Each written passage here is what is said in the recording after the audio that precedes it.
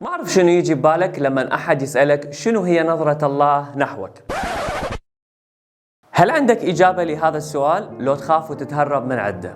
حتى نتقرب للإجابة لهذا السؤال يحتاج أنه إحنا نشوف نفسنا في نظر الله، مو مثل ما يشوفونا أصدقائنا، عائلتنا أو ممكن حتى مدرسين. نظرة الله مختلفة تماماً عن نظرة اللي حواليك، مهما كانت هذه النظرة إيجابية أو سلبية فهي ما تتقارن أبداً بنظرة الله نحوك، لأنه بكل بساطة لما خلقك قال حسناً جداً.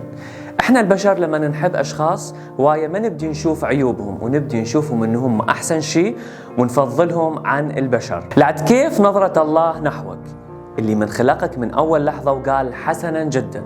بالمناسبة الله يعرف مستقبلك باكمله ويعرف ايجابياتك ويعرف سلبياتك، وبالرغم من ذلك تبقى نظرة الله ثابتة نحوك، وهو يحبك بالرغم من عيوبك وبالرغم من سلبياتك. لكن الله ما يحب الخطيئة اللي موجودة بيك، يحبك انت كإنسان، لأنه انت مخلوق على صورته ومثاله.